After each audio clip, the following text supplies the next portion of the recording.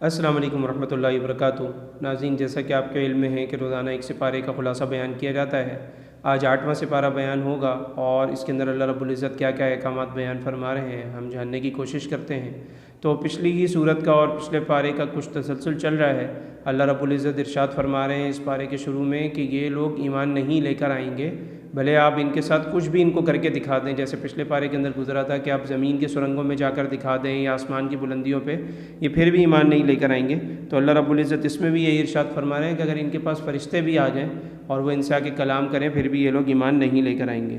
مثلاً یہ ہے کہ بات یہ ہوئی کہ اللہ تعالیٰ کی اطاعت اور فرما برداری بہت بڑی چیز ہے۔ اصل میں تو ان کو اللہ تعالیٰ کی اطاعت اور فرما برداری کرنا چاہیے، اور ان کو یہ نہیں کرنا چاہیے کہ وہ اتنی بڑی بڑی قسمیں اٹھا رہے تھے پہلے کہ اگر ہمارے پاس کچھ ایسا آ گیا تو ہم کیوں نہیں ایمان لے کر آئیں گے۔ اللہ تعالیٰ کہہ رہے ہیں ان کے پاس کتنی نشانیاں آ چکی ہیں، اگر بعد میں بھی ان کے پاس نشانی آئے گی تو یہ ایمان نہیں لے کر آئیں گے، بھلے ان کے پاس فرشتے ہی کیوں نہ آنے لگ جائیں۔ تو ظاہر ہے اللہ تعالیٰ نے انسان کو پیدا کیا ہے تو وہ اس کی نفسیات کو جانتا ہے کہ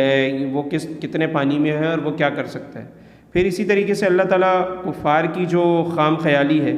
اور وہ اپنے طریقے سے جو چیزیں حلال سمجھتے ہیں اس کو حلال کر لیتے ہیں، اور اپنے طریقے سے جو چیزیں حرام سمجھتے ہیں وہ حرام سمجھ لیتے ہیں۔ اور ان کا مسلمانوں پہ بھی یہی اعتراض تھا کہ جو جانور اپنی طبعی موت مر جاتا ہے آپ اس کو حرام کہتے ہو، اور جو جانور آپ خود کاٹ دیتے ہو اس کو حلال کہتے ہو۔ تو اللہ تعالیٰ نے فرمایا کہ جس میں میرا نام لیا جائے وہ حلال ہے، اور آپ کو پتہ ہے کہ یہ میڈیکلی بھی یہ بات ہے کہ جب انسان یا جانور مر رہا ہے تو اس کا خون اندر ہی اندر جو ہے وہ خشک ہو جاتا ہے، جم جاتا ہے، جس کی وجہ سے اس کے گوشت کے اندر سرائیت کرنے کی وجہ سے بدبو بھی آتی ہے، اور اسی طریقے سے وہ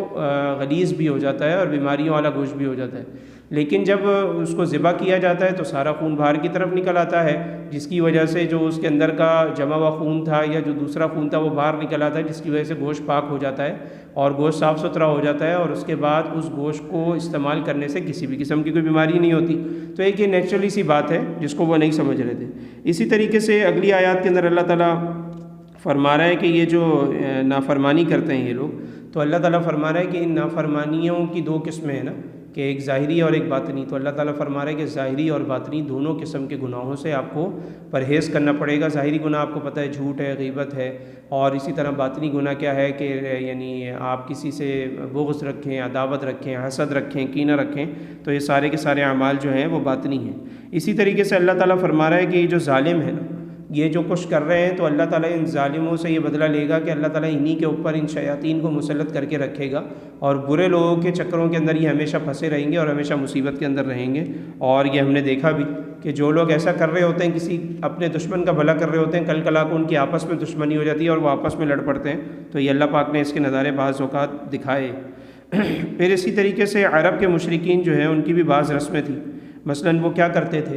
کہ اپنے بتوں کے نام کے اوپر جو بچی پیدا ہوتی تھی تو اس کو کہتے تھے کہ چونکہ فرشتے جو ہیں وہ اللہ تعالیٰ کی بیٹیاں ہیں، اسی لیے ہمیں یہ بیٹی پالنا جائز نہیں ہے، تو بیٹیوں کو مار دیا کرتے تھے۔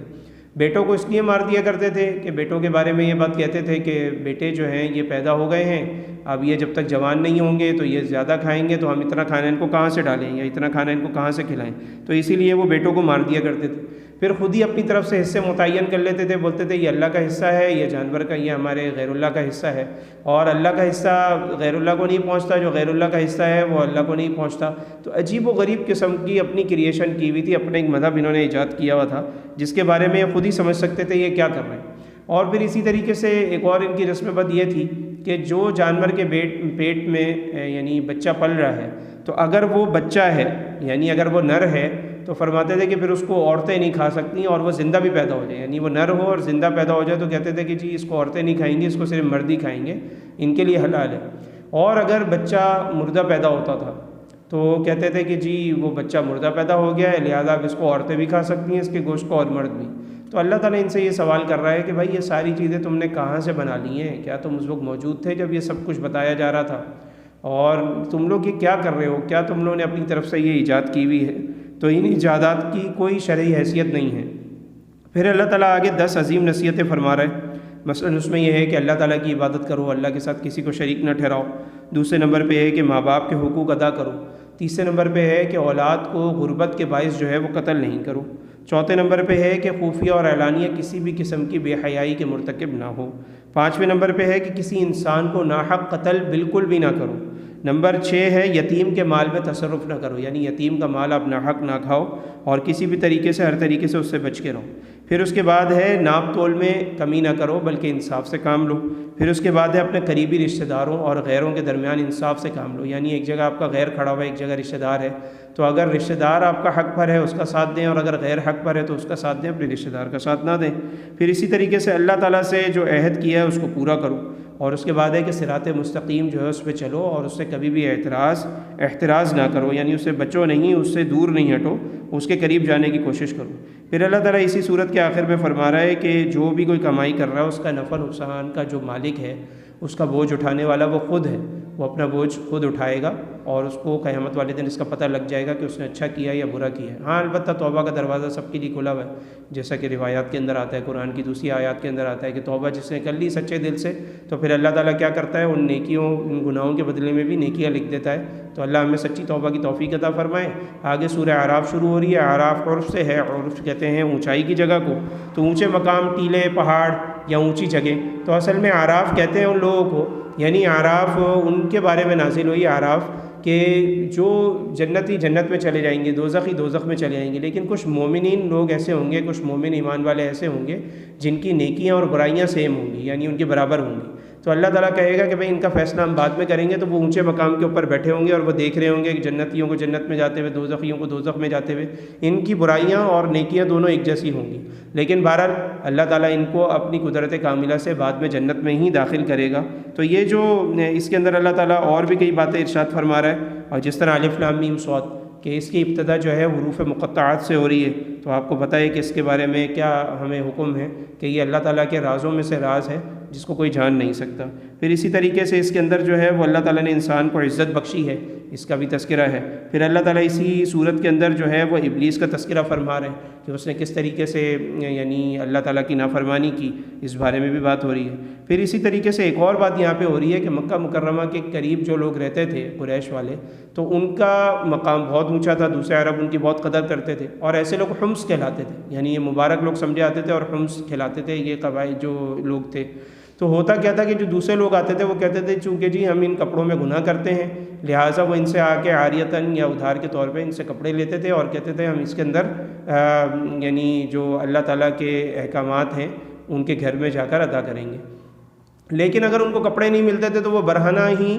یعنی طواف کرتے تھے اور اسی طریقے سے تمام اعمال کرتے تھے۔ تو اللہ تعالیٰ نے فرمایا کہ یہ کیا رسم بد ہے، یعنی اس کا تذکرہ یہاں پہ فرمایا کہ بالکل رسم بد ہے، اور اس کی تردید فرمائی کہ یہ تم لوگ کیا کرتے ہو۔ آگے اللہ تعالیٰ ارشاد فرما رہا ہے کہ بھئی اصل لباس، یہ جو لباس ہے اس کو پہنو، یہ تمہیں زینت دیتا ہے، یہ تمہارے لیے بہت اچھا ہے، اور اصل لباس تو اللہ تعالیٰ نے آگے فرمایا کہ وَلِبَاسُ التَّقْوَىٰ، کہ اصل لباس تو تقوی کا ہے، اصل تو چیز یہ ہے کہ تم تقوی اختیار کرو۔ پھر اسی طریقے سے اللہ تعالیٰ ان احکامات کے اندر اہل جنت اور اہل جہنم کا مکالمہ بتا رہے ہیں کہ جو یہ لوگ ہوں گے اہل جنت، ان سے دوزخیوں سے ان کا مکالمہ ہوگا۔ اہل جنت کہیں گے کہ بھائی کیا ہوا، اللہ تعالیٰ نے جو وعدہ کیا تھا وہ تم نے سچا دیکھ لیا، آج تم دوزخ میں ہو نہیں ہے؟ تو ظاہر ہے وہ کافر جواب دیں گے کہ یقیناً ہم دوزخ میں ہیں اور اللہ تعالیٰ نے ہمیں یہ سب چیزیں کرنے کا کہا تھا لیکن ہم نہیں مانے۔ اور اس کے بعد پھر یہ بھی ہوگا کہ اگر ان کو پیاس وغیرہ لگے گی تو وہ پانی طلب کریں گے اور ان سے کچھ مدد طلب کریں گے جنتیوں سے، لیکن ظاہر ہے کہ اس وقت یہ سب ان کا امداد کرنا بالکل فضول ہوگا، لا یعنی ہوگا۔ اسی طریقے سے اللہ تعالیٰ اہل جنت اور اہل جہنم کے علاوہ تیسرے گروہ کا بھی تذکرہ اس میں فرما رہا ہے کہ جیسے پہلے ہم نے سورت کے شروع میں عرض کر دیا کہ ان کے لیے